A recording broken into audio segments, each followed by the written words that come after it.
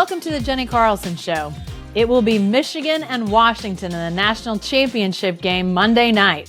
This is a game neither program has been in for many years, but almost no one knows what it's like to play for a national title any better than Bob Stoops. The legendary OU coach led the Sooners to the title game 4 times, so he knows what the Wolverines and Huskies are soon to face. We'll talk with him about the national championship game, the matchup between these teams, and much more. But first, I want to say a word of thanks to these sponsors for supporting the Jenni Carlson Show. Oklahoma Ford Dealers, Two Fellas Movers, MidFirst Bank, the National Cowboy and Western Heritage Museum, FireLakeJobs.com, Next Gen Roofing, 988, Oklahoma's mental health lifeline. Remember, drive into your Best in Oklahoma Ford dealers today for the best deals on Ford's full lineup of trucks and SUVs. Ford is the best in Oklahoma. And hey, if you're thinking about moving, let's face it, a box of pizza and a case of beer just don't work like they used to. Nobody wants to help you move, but we know two fellas that love moving. At Two Fellas Moving Company, we offer free, no strings quotes for your move. With over 20 years experience, we've pretty much moved it all. Our services don't end up moving either. Need to do some remodeling or spring cleaning? We have you covered with dumpster rentals and junk haul services. Remember, quotes are free and there are no strings attached. If you're moving in Oklahoma, make sure to call the fellas. Visit twofellas.com for your free quote today.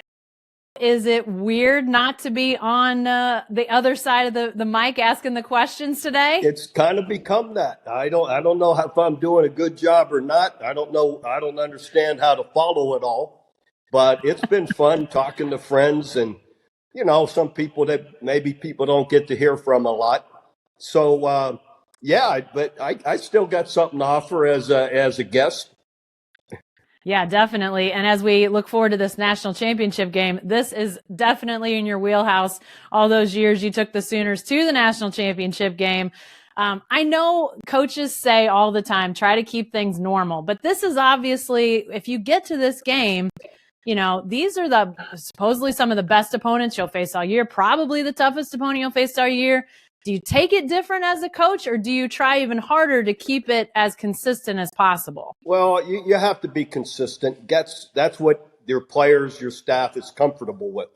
You get a routine. You follow that routine. It's worked for you all year. Both these teams are undefeated following that routine. You'd really hate yourself if you broke the routine and then came out and didn't play your best game. So, yeah, everybody, coaches, players, everybody wants a structure, wants the routine.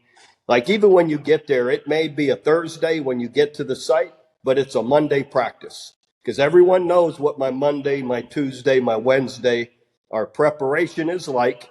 And that's what we used to tell them. All right, guys, we know it's Thursday, but this is our Monday practice. And everyone gets locked in. They know what we're doing.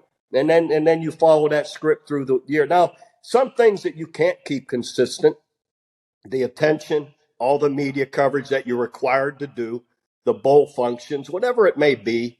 And you just tell your guys, look, this is part of it. Compartmentalize it. We got to do this. Be a good sport about it. But when we're in our off time, when we're in our meetings, invest in the meetings, invest on the field, and then you'll be prepared to play. Yeah. What was it like in the games, Bob? I mean, 4 times you guys in the BCS era play for a title.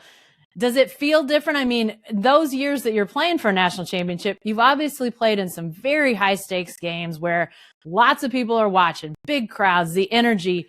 Did that national championship game, does it feel different even just being in the middle of all that? Once the ball snapped, the whistle blows, and here we go. It's you're doing what you always do. And again, the parts leading up to it, you can't help. They're different. Half times are longer. You're off the field pregame a lot longer than you usually are. But you prepare your team. You tell them that so they can anticipate. To me, I'm big on anticipate these different situations. If you anticipate them, know how you're going to handle them. But once we're on the field playing, that part doesn't change. And coaching's the same way. To me, it was always coach like you do, be aggressive. I don't think you win anything being passive or not being aggressive. So we always talked about being aggressive, and whether it's play calling or the way you play. Well, let's talk about this matchup because I think it's a heck of a matchup. Michigan, Washington, they survived a couple of fantastic semifinals. As you were watching those games, what stood out to you about these two teams, about the Wolverines and the Huskies, and those wins over Bama and Texas? Initially people asked me, my buddies, what do you, Alabama? Initially, because it's hard to pick against Nick Saban or Alabama. And I said Alabama, right? Well, one series into the game, I asked them, can I change my pick? I said, and this is after Michigan just threw the interception. After I watched them, I just thought how physical they are and how well coached they are. But I said, Michigan's going to win this game. And so I kind of went back on what I initially thought after just seeing them the one series. I said, man, they tied it up. It's 7-7. I said, these guys are the real deal. And I don't know Coach Harbaugh's coordinators, but I do. Shirron Moore is played for me, but defensively, I think they're magnificent as well. But Shirron has done an incredible job offensively. Their play calling, run, pass, just excellent. And then Washington, Coach DeBoer and his crew, been awesome. I mean, when I saw him beat Oregon the first time, I was a believer. I said, wow, these guys are really good. Penix, the way he throws the ball, but they're great play design. When the second time he plays Oregon and beats them again, but on the 4th and 2, backed up in his own territory, he runs reverse. But, and when he explained it after the game, I thought this guy's really got it, because he said, look, this is our best player. And even if somebody's out there for him, they're one-on-one with all that space. He's going to get 2 yards. And I thought, you know what? He's exactly right. And he got more than 2 yards. He got like 25, 30 yards. And, but I love the aggressiveness to go for it on 4th and 2. And, and he made it. Harbaugh went for it with 3.5 minutes to go. Michigan, 4th and 2. He put it all on the line with 3.5 minutes and 3 timeouts. But when he did it, I thought, I love it. I really believe this is where you got to win or lose it. And he of course made it and won it. Yeah, those are moments in championship seasons that people will talk about for a very long time. And again, it gets back to being aggressive in the moment, as opposed to, let's be conservative here, punt it. We got 3 timeouts. Let's, and no one, a lot of people would have bought that. But the aggressive thing is we're going to get 2 yards and keep this going. So let's talk about these quarterbacks for a second. You mentioned Michael Penix a second ago, J.J. McCarthy for the Wolverines. You as a defensive guy, break down what challenges these two will present to any defense out there. Yeah, to me, the beauty of Michigan is their balance. They run the ball so well. And, but then they've got some guys that J.J. McCarthy will put it on back shoulders. They got guys that come up with plays in the passing game. And what I love about them, they don't care which they are. Like, they're never going to have to throw it too much. They have a great mix. And again, Sherrone Moore and calling the plays, got a great feel for that. To me, that's what makes them so difficult, is their balance, the great quorum, the great running back. And then they got good skill, and J.J. McCarthy can make those throws. So, and he's got some feet to get out of trouble. And, if you're man-to-man and everybody runs downfield, he can pick up 10, 15 yards pulling the ball down. And then Penix, to me, what makes them so dangerous is their receivers.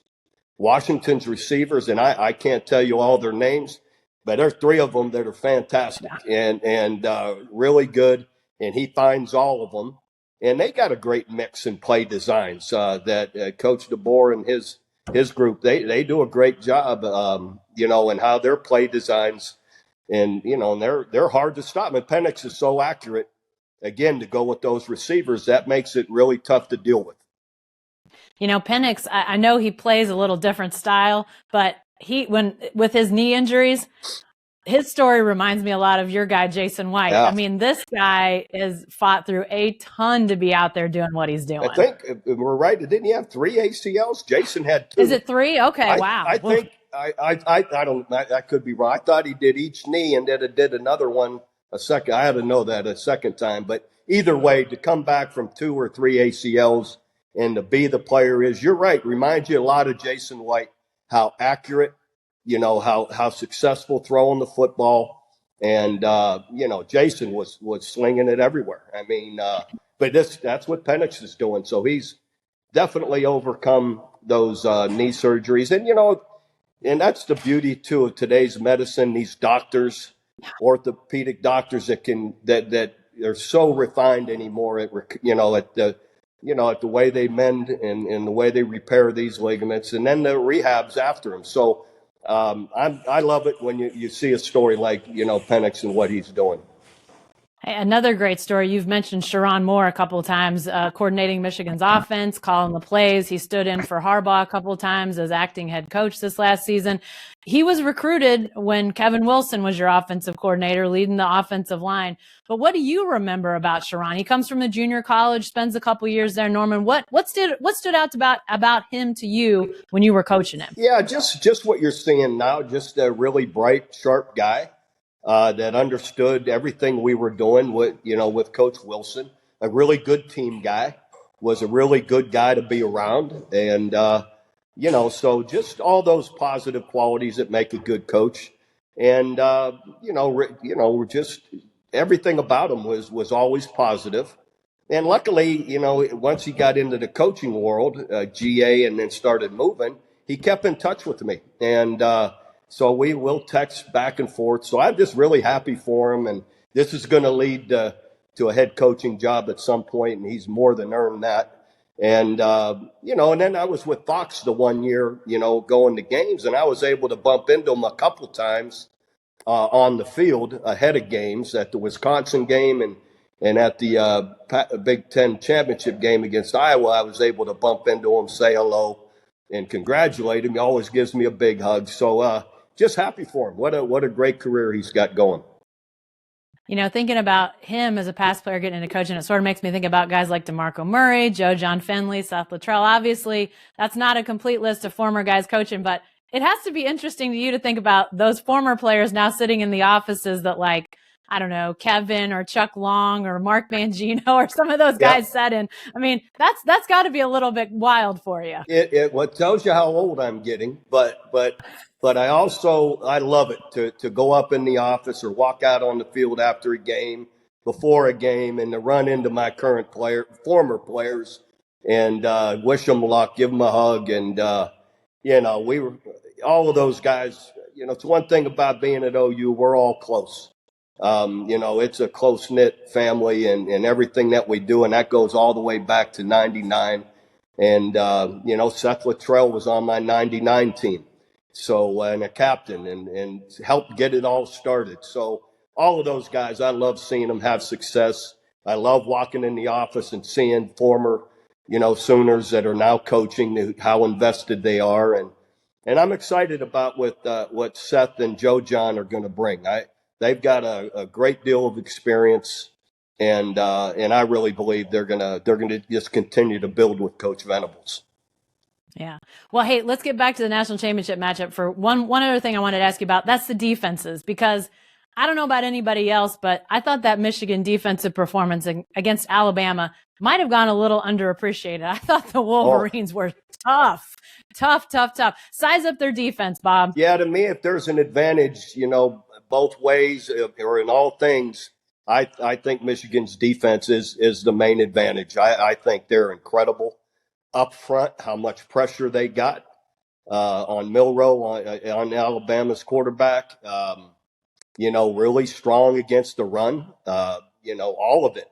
Coverage, really strong. So they've got talent. They're smart at what they do. So if I give an edge anywhere, it's that. I think Michigan's defense is, in my opinion, what'll win the game.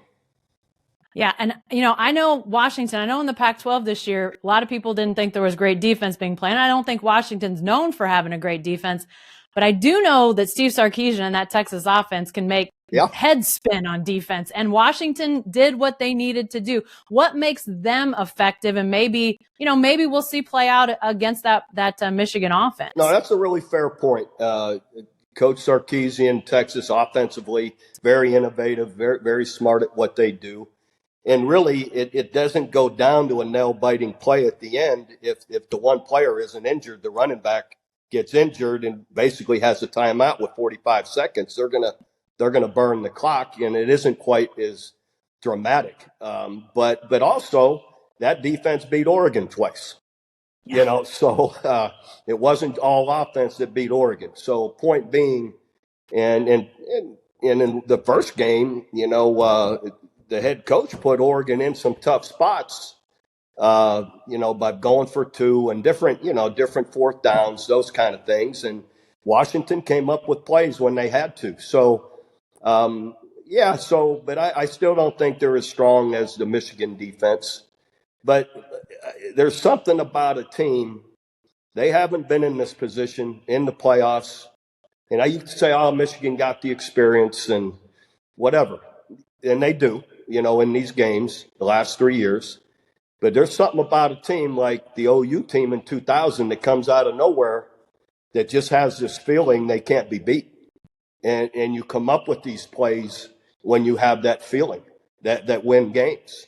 So to me, that's the one thing about this game that everybody, if you're a bettor out there, you better look out for is, I get it, Michigan's undefeated too, and has something to prove. But when you get a Washington team that just has come from beginning of the year, nowhere, they got a feeling that they can't be beat. And that's kind of how we were in 2000. Okay, 2 minutes ago, I would have said I knew the answer to this last question I'm going to ask you, and that's who's going to win on Monday night. Right. But now I'm not so sure. Who's going to win on Monday night? Yeah, I'm going to go with I got great admiration for Coach DeBoer and Washington and what he's done.